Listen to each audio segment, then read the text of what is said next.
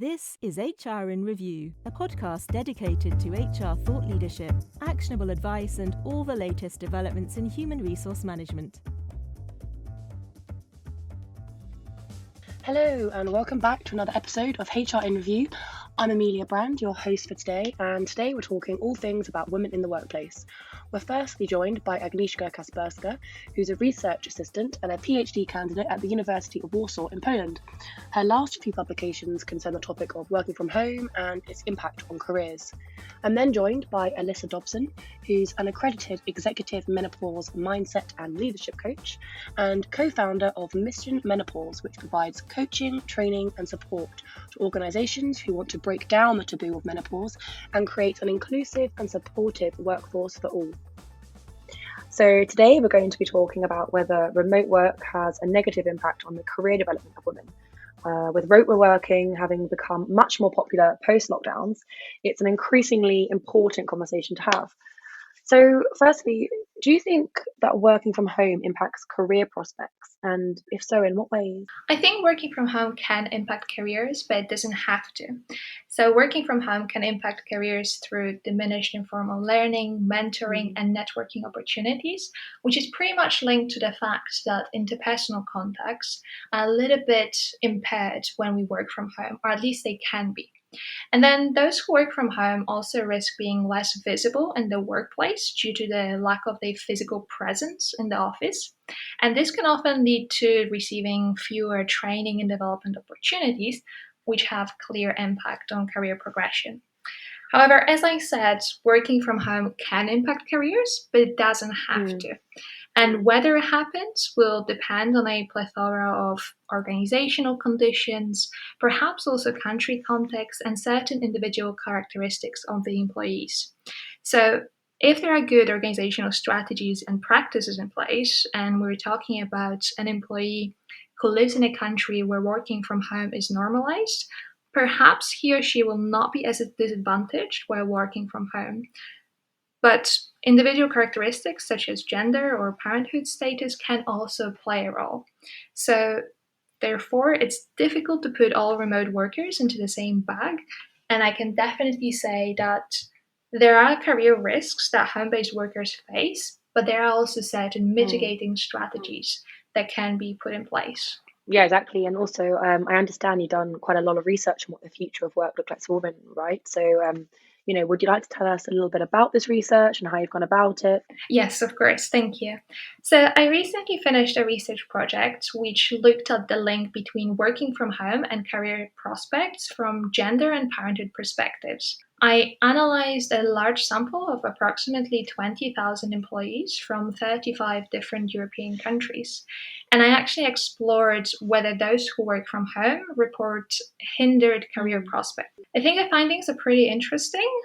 They actually reveal that mothers working from home often actually report worse career prospects than mothers who work from the office. And the findings also indicate that gender gap in reported career prospects is wider for parents who work from home often as compared to those who do so sporadically or who work from the office.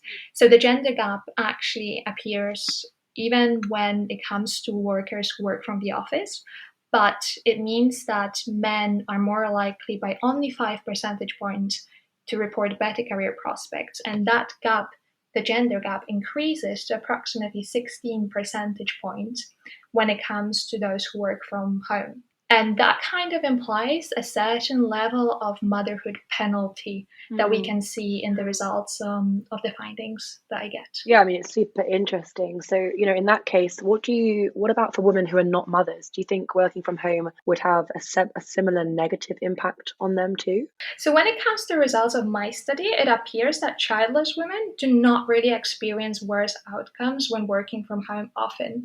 So there is no evidence from my side that could suggest that women who are not mothers are equally disadvantaged. And therefore, I kind of suggest or perhaps hypothesize that there is a certain level of motherhood penalty combined with the flexibility stigma attached to the use of working from home. I mean, in that case, it's kind of tricky, right? So, what do you think organisations could do in this sense? Then, do you think working from home should be avoided? Certainly not. So I was actually once asked by one of my colleagues, and he asked me a question whether the implication of my research findings is that mothers should stop working from home. And my answer is no, I don't think so. I don't think mothers should change anything. I actually think the employers and the societal attitudes should change. So, in my opinion, the results they obtained, they actually are a result of a combination of the flexibility stigma and the motherhood penalty. So, the flexibility stigma is a belief that workers who use flexible working arrangements are somehow less productive or less committed to the workplace, especially if they use flexible working arrangements for care purposes. And I think if the use of flexible working arrangements is normalized, there is no bias towards workers who use them, and there are also clear organizational strategies in place to help working parents and flexi employees. Mothers who work from home will not be so disadvantaged in such a situation. So it's really not the mothers that should change something, but it's the perception of mothers that needs to change. Okay, I see. So, kind of talking more about responsibility then, if you think employers might have some sort of responsibility, how do you think they could offer support in this scenario? Yes, I do think they have a pretty large responsibility in this case. So first of all, it will be through providing actually access to working from home. And then the second, making sure its use doesn't harm employees or their careers. So it starts with access to a wide choice of flexi working arrangements, which are actually really important for some employees. And that includes parents and mothers, for example, who may have to come into the office at a later time or work from home on a certain day because the child is sick or they just have to care for it on that day. And I think encouraging employees to participate in working from home will normalize the use of this mode of work and kind of minimize the pressure on physical visibility in the workplace. Definitely, organizations will also have to redefine the measures of commitment and success and of this idea who a really good worker is. Because at the moment, the key indicators are really hours worked and indicators linked to the physical visibility in the workplace. So progression and career paths within a company should be clearly designed. They should include also the possibility to use flexi work arrangements even for more senior roles, which is often not really the case. And then, of course, on the top of that, there will be the technicalities that are related to the remote work and also the provision of alternative modes of communication and so on. And last, but definitely not least, and I think this relates not only to organizations, but also to a bigger societal change. So I think it's important that we question those very rigid gender norms and advocate that working and providing care, which is also work, by the way, are responsibilities of both men and women. Otherwise, it will be quite difficult to progress in the workplace with gender equality. At least I think so. That's super interesting. And, kind of touching on that, then, do you think the impact of working from home on careers varies across different countries? Yes, I think it does. So actually in my research, I explore whether in countries where working from home is more prevalent. So I explore whether employees report different career prospects in those countries when they work from home. And I group countries into two categories. They are the high prevalence of working from home, which means that the percentage of employees working from home compared to the overall population of workers is bigger than 15%. And that's because the range of employees working from home in Europe ranges from 5% to approximately 35%, and the average is 15%. So when I group countries into two categories, there is a category of high prevalence of working from home, and that's above 15%. And this is predominantly Nordic and Western parts of Europe. And then the other group are countries with low prevalence of working from home, and these are predominantly the eastern and southern parts of Europe. And now, The prevalence of working from home depends on many factors. These can be, for example, the level of economic and technological development, but it could also be the managerial culture and, let's say, the level of trust that there is in the society. But going back to results of the study. So I find actually that mothers who work from home often report worse career prospects than those working in the office in countries where working from home is less prevalent. And we don't really see such results in countries where working from home is more prevalent. I think the reason for this could be that flexibility stigma attached to the use of working from home can be stronger in countries with lower prevalence of working from home. So to put it simply, in those countries, working from home is not really normalized. Therefore, working mothers who use those modes of work may be more punished for this. And I think one thing that is good to point out in here when I speak about those results, so this division of countries north and west versus east and south, it also reflects different aspects, other differences. And that would be, for example, the difference in the levels of gender equality as well as access to formal childcare services. And these can be actually very important in explaining the results of my research. So why actually mothers see worse career prospects when working from home. Therefore, it's not only the prevalence of working from home, but also other country level differences that can play a role in assessing the link between working from home and career prospects. Okay, thank you very much. Super interesting. And just to wrap up then, I have two more questions for you, which we ask all of our guests on our HR Review podcast. The first is, if you could pass on one crucial lesson you've learned in your HR career in 1 minute or less, what would be your top tip for other HR pros? I would definitely suggest evidence-based strategies and policies to be implemented in the company. There's nothing better than following the research that has been done and following the really good advice that there is. So evidence-based practice. Nice. And lastly, what is the single biggest change you think will happen in HR over the next 5 to 10 years? I think it's definitely, the future of work, automation, robotization, kind of digitalization as well. But this shift of a paradigm of the narrative towards the quality of employment and towards treating workers as human beings that really do deserve very good, high quality jobs. And I think it requires certain aspects at the moment, like work-life balance, flexibility, increased levels of autonomy. So I think as a HR community, we will have to step up our game and make sure we provide for this. Totally. Well, great. Thank you so much for coming on. It was really great to have you on. Thank you so much. It was a pleasure chatting to you. Thank you for inviting me. If you have any comments on the HR in Review podcast, would like to suggest a topic or speaker, or provide other feedback, you can contact us using the email podcast@hrreview.co.uk. We look forward to hearing from you. Hi, Elissa. Thank you so much for joining me today. It's great to have you on. Oh, thank you so much. It's an absolute pleasure. So firstly, would you like to tell our listeners a little bit about yourself and the reasons behind why you're striving for greater menopausal awareness in the workplace? Absolutely. So, my name's Elissa Dobson, and I have recently set up a business called Mission Menopause with my co-founder, Caroline Walters.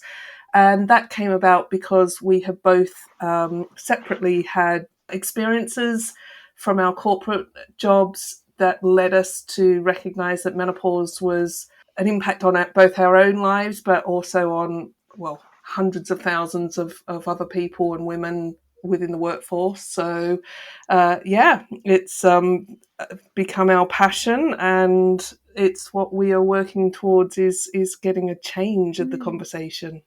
Nice, amazing. So firstly, why don't you just outline for our listeners what sort of symptoms women experience that really affect their performance in the workplace? Well, this is the thing that before I became an executive menopause coach, I had no idea how many symptoms there were. I'd sort of grown up just understanding that it was pretty much hot flushes, which, touch wood, I've never had, but my mum spent years having hot flushes. But actually, it's such a combination of things, including brain fog, exhaustion, joint pain, anxiety and depression, and even things like low libido, which, obviously we don't like to talk about, but it can really affect, both our personal, our own relationships, but our feelings within the workplace as well. So, there's so many symptoms that really do affect us. Yeah, that's great to hear, because I really do feel like it's something that's really misunderstood in a sense. So how has menopause personally impacted your career? Well, quite dramatically, actually. But I actually only realised in the, past couple of years that my career was ended because of menopause. So I had held quite senior roles in the healthcare space for, nearly 2 decades. I'd always been able to multitask and manage, big budgets and walk into a room full of confidence and, remember so many things. And over a period of time, I started losing my confidence. I would be sat in meetings thinking, I can't remember that person's name, and I'd worked with them for 10 years. I was getting horrific brain fog, anxiety that I put down to actually having a massive breakdown. But it led me to actually walking out of my career, unfortunately. And whenever I spoke to, any healthcare professionals or occupational health or anyone else, the only thing that was discussed was anxiety and depression. It was never related to the hormonal journey that I was on. And I was, late 40s at the time. And it took me a few years to recognise that all those symptoms were related to my perimenopause journey. So it has really directly affected my personal career. But at the time, I thought I was on my own, and I now recognise that I actually became one of the 1 in 10 women who do leave their careers because of menopause, which is a frightening statistic. Totally. And definitely something we need to change. Yeah, for sure. So obviously, from the work you do then, what do you think the other challenges are that many women face with their employers when going through menopause? Oh, I think one of the key problems is obviously education and understanding. As a female, we get really no education about what to expect with the menopause. We think it's an age-related thing, but actually it's a hormonal-related journey. So you can't just look at somebody and say, oh, they're of an age that would be menopausal, because lots of younger women will go through early menopause or be affected due to surgery or medication. So there's a real stigma because we don't talk about it, and it's such a sensitive and personal time of a woman's life that when it is already a sensitive subject, but then it sort of becomes this taboo topic within the workplace, we hide it even more. So it really has an effect on women, because there is no general conversation in the workplace, and a lot of employers don't understand it either, which will continue the problem with being a taboo subject if there's no general conversation about it. Great. Well, we're kind of leading on from that then. I'm aware that you encourage women to embrace their menopause. So how do you think that we can best educate HR teams then to support their staff around menopause? And how do you think this might fit into conversations about inclusive work cultures? Oh, that's such an important topic at the moment. So it really is about normalising the conversation and education, because we can't rely on Dr. Google. There is so much sort of misinformation out there, and there is no one size fits all. I do a lot of work with organisations, and whether it's the senior leadership teams or the staff, actually it's just about starting that conversation and, making people feel comfortable about talking about menopause. And that includes men as well. And, I get so many men come up to me and just say, you've just described my wife of 25 years, I don't understand what's going on. But once you start talking about it and you start understanding, that by education and engaging in the conversation, you can start to spot the signs. You can it normalizes what's going on, because all females, anyone born with ovaries is going to go through some form of menopause. And then it's becomes so much easier to start to identify, what sort of help and support each individual person may need. So it's about listening and normalizing that conversation, but through workshops and support groups and, just signposting of information makes such a huge difference. Totally, yeah. Okay, then let's talk about staff retention then. I know you listed a couple of things just then, but what sort of changes do you think need to happen in the workplace so companies can retain staff going through menopause? Obviously, with the great resignation that we're seeing now, it's more important than ever to work on retaining your staff. Absolutely, and one of the key things is women of menopausal age. So although I say it's a hormonal issue, not an age issue, typically women will be between about 45 and 55 when they're facing perimenopause and menopause. And actually women of that age in the UK is the fastest growing demographic in the workplace. So we've got this near perfect storm where we've got more and more women coming into the workforce, but actually they're the ones being affected by menopause. So organisations are actually having to recognise that they have to create that support system. So it's about normalising it. I take it as the example of pregnancy and maternity leave.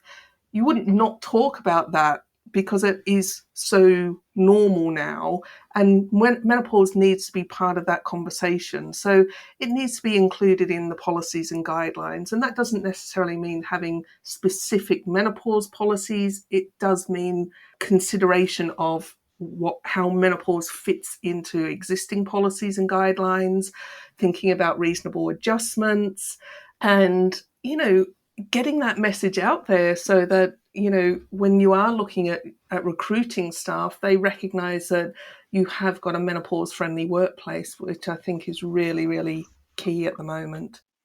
Great, thank you for that. So finally, we asked all of our guests on the HR in Review podcast 2 questions. So firstly, if you could pass on one crucial lesson you've learned in your HR career in 1 minute or less, what would be your top tip for other HR pros? Oh, I would say listen and be open. I think we're so good at not listening sometimes and just sort of following a path, but listening, because actually the answers lie within what most people sort of know within themselves. So listen, be open, be flexible, and just embrace what people are, which is really, really wanting to make change and positive change. I think would be my top tip. Great. And lastly then, what is the single biggest change you think will happen in HR over the next 5 to 10 years? Well, I'm going to be a little, personal on this one, because my hope is that menopause becomes part of the everyday conversation. It becomes a protected characteristic, and women feel that they're able to navigate their own personal menopause journey and feel engaged and educated and empowered through it. It has to happen, because this is such an important part of a woman's life and journey. And actually we spend so much time in the workplace that we have to embrace it. So yeah, exactly. I love your optimism, and I really do hope that we see this change. Absolutely. Well, thanks, Elissa. It was great to have you on. That's amazing. Thank you so much. The HR in Review podcast is brought to you by hrreview.co.uk. hrreview.co.uk is a website dedicated to human resources and related professionals. News items are posted daily, together with analysis looking in depth at topical HR issues. You can sign up for our range of specialist newsletters at hrreview.co.uk/sign-up, and follow us on Twitter at hrreview, or join us on LinkedIn and Facebook. Thank you for listening.